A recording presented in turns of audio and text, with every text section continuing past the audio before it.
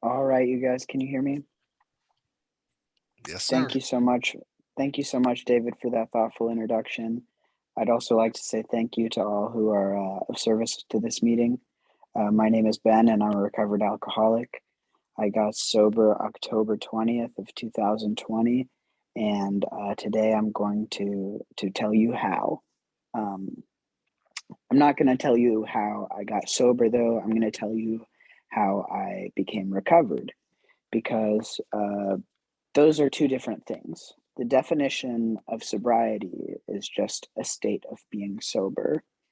And there's two definitions for recovered or recovery.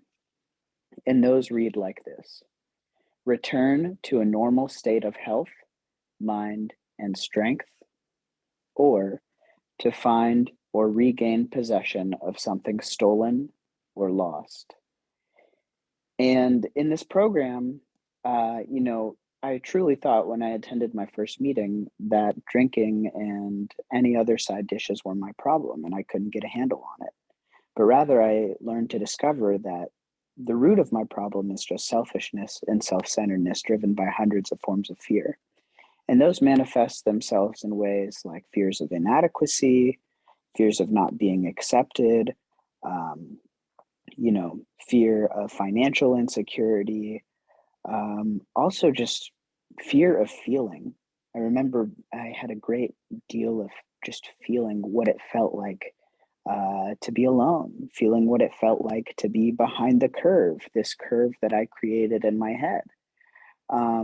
Needless to say, I got sober when I was 21 years old, and it's been a blessing. And to all the young people in the room, I want to just say congratulations to yourself for showing up today because it's not easy, but it is simple. And I wrote down a quote.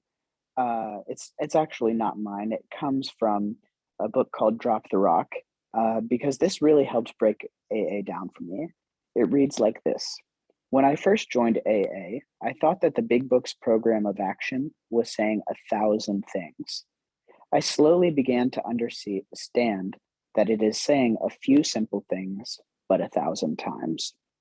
And that's what I've come to learn. And today I'm going to tell you how, right? What it means to be honest, what it means to be open, and what it means to be willing. Honest to myself about my disease, that I have a chronic disease. It will always stay with me. It's a progressive disease, which means it's only going to get worse. So if I pick it up, I'm picking back up right where I left off.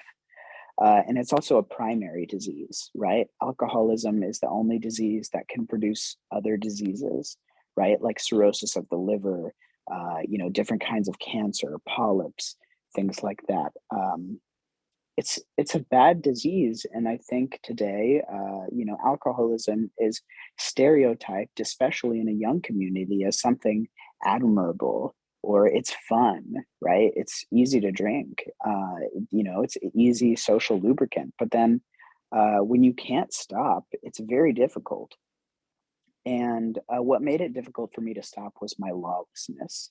I never was a church person. I never was a morals person. And I didn't have a constitution of principles. And AA gives me truly all of those things. This is a spiritual program. It's not a religious one, but many of the members who come in and practice spiritual practices like prayer, which is a spiritual practice alone, or meditation, which is a spiritual practice alone, find that they come to learn more about themselves and more about a higher power of their own understanding.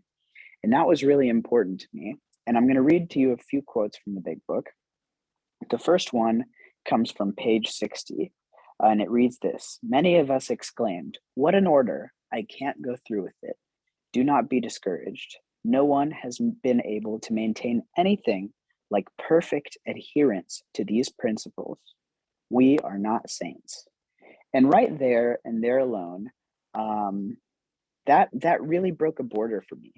I grew up with a really religious family. They always seemed to understand it. My sister was very scripture based.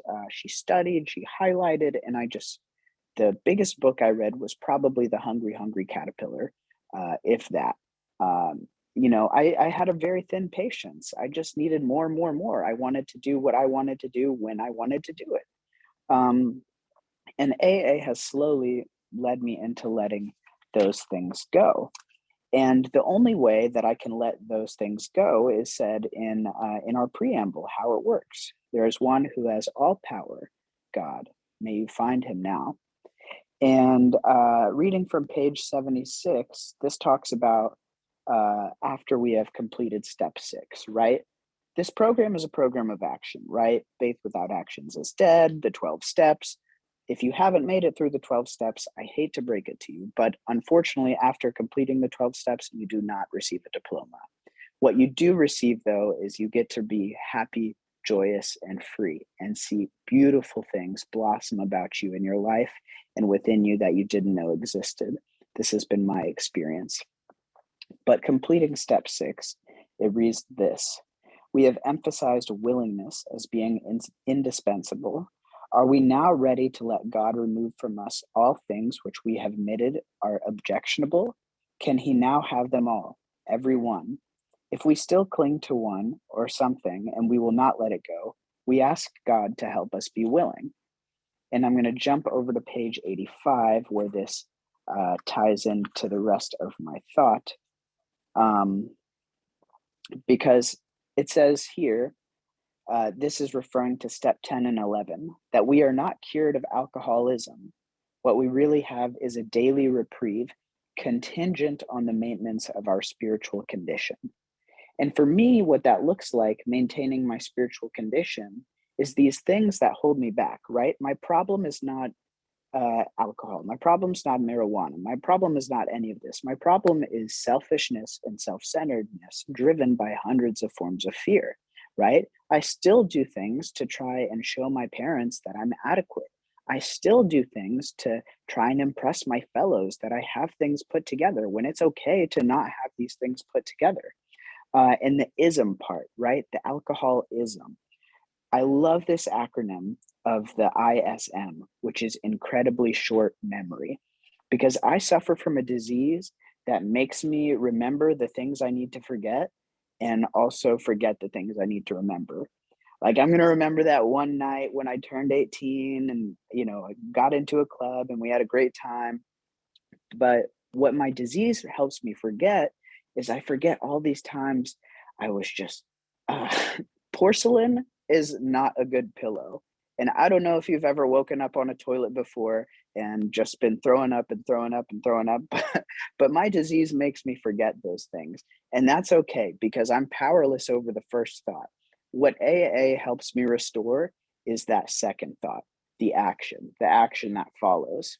And when that happens, I think that's revealed to us when we start doing the 12th step, because the 12th step isn't necessarily a completion of the program, but rather you get to go through it again with someone else, which is really beautiful because you get to learn more and more and more about it. And one thing they stress in this page too is of the vital necessity of working with others. And vital is defined as absolute necessity or important. And if you've ever been in a hospital before and they talk about the word vital, right? You need to check this person's vitals. Um, that's like their life. Are they going? Are they still going? So I'm going to read to you from page 89, and it's going to say, this is our 12th suggestion. Carry this message to other alcoholics. You can help when no one else can. You can secure their confidence when others fail. Remember that they are very ill. Life will take on a new meaning to watch people recover, to see them help, and to watch loneliness vanish, to see a fellowship grow about you, and to have a host of friends. This is an experience you must not miss. And right then and there, that already abolishes so many of the fears I was talking about, right? The fear of being lonely, the fear of not being accepted, the fear of lacking a purpose. And what this program says too is, our primary purpose is to stay sober and help other people achieve sobriety and practice these principles in all of our affairs. Primary just means one. If you think about primary colors, right? You got red, green, blue. I don't know what the primary colors are, but primary just means the first thing. Secondary thing, where am I showing up? in my family? Where am I showing up in school? Where am I showing up? How am I how am I getting better? And so this is where the difference in sobriety and recovery comes in. Because to be sober and to remain in a state of sobriety is completely different than to recover, regaining what you once had. I'll use this as an example. If you've ever had someone buy an old car or you see someone restore an old car and they recover it, right? They take an old Mustang and then they strip the paint and they put a new coat of paint on it and they put this new engine on it, right? They recover it, they make it better. It was once this old car that was a gas guzzler, and now they make it this beautiful and treasured thing. And one other thing about recovery is that it never quite really ends, right? Like once I put the new engine in, now I need some new taillights, or now I want the seats to have a different stitching, right? So recovery is about this continual process of growth and this continual practice of principles, and that in itself, carrying the message, not only reminds me what my disease looks like, where it's going to pop up, and how it's going to be, but it's going to keep me working with others, fulfilling a greater purpose, and ultimately leaving this world a better place than it was before. Now, lastly, the final quote I want to read to you and then share some of my own personal experience comes from the very first story in the back of the book, talking about Dr. Bob, which is AA number 3, who got sober thanks to the co founders of this book and remained sober and helped 5,000 other people stay sober.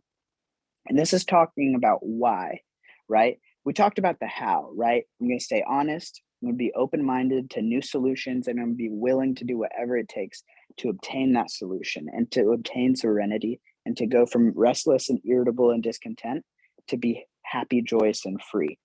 So it says here, it is a most wonderful blessing to be relieved of the terrible curse with which I was afflicted. My health is good, and I have regained my self respect and the respect of my colleagues. My home life is ideal, and my business is as good as can be in these unexpected times. I spend a great deal of time passing on what I learned to others who want and who need it badly, and I do it for 4 reasons. One, it is a sense of duty. Two, it is a pleasure. Three, because in doing so, I am paying my debt to the man who took time to pass it on to me. Four, because every time I take out a little bit more, because every time I do it, I take out a little bit more insurance for myself against a possible slip. And in working this program these last couple of years, all of those promises and so much more, I have gotten so much more than I could have ever expected out of sobriety, which is a beautiful thing. And first of all, it's free. Where can you get these opportunities to share with someone vulnerably who truly understands and has been down the path that you've been on, and then give you honest feedback? You grow about a fellowship who love and support you. The people I was surrounding myself before I got into this program were not loving nor supporting me, including my parents, This disease, right? If I'm afflicted with cancer, people are going to care for me. If I'm afflicted with alcoholism, people are going to stay the hell away from me. Um, and so, lastly, I want to talk about how the hands of AA has really come in for me these last few days. 2 weeks ago, I received reconstructive ACL surgery, and I've been prescribed different medications. I am going through immense amounts of pain. I'm not sleeping through the night. It's a horrible feeling, a feeling I never thought I'd feel again. And people are there for me. People are coming in and they're bringing me food. People are calling on me to check if I'm okay. And I've never had such kind of support. And there was a time about a week ago where I thought I was going to drink because I just could not stop feeling this pain. I was taking what was prescribed to me as prescribed because this program has so many different suggestions, right? And people showed up for me. I picked up the phone. You'll get out of recovery what you put into it. So people really saved my life. In addition to that, my grandmother had a cardiac event and I thought I was going to lose her. I didn't know how I was going to handle that. I called people and people called me back. I was supported. I was prayed for. People were mindful of me. They checked in on me. No other place can you get this kind of fellowship, at least not that I know of. And it's been a beautiful thing. So it is of vital necessity to me that I continue to work these steps.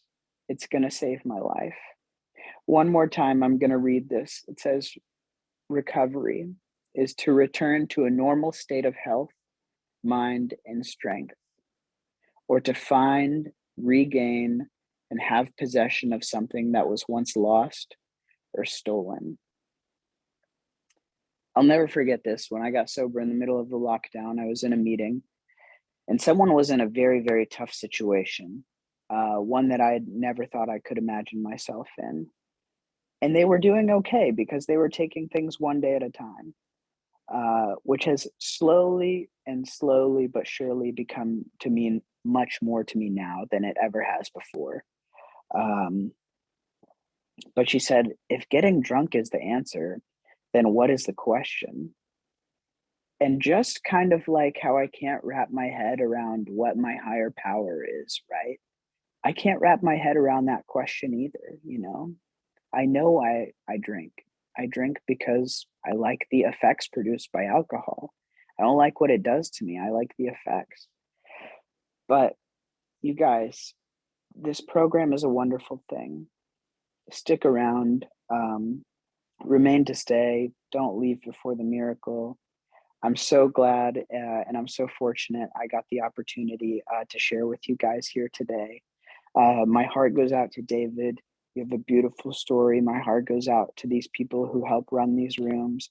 Thank you all so much for contributing to my recovery today, for showing up to me. And with that, I'm going to take another 24. I hope you guys have a wonderful weekend and thank you for letting me share. God bless.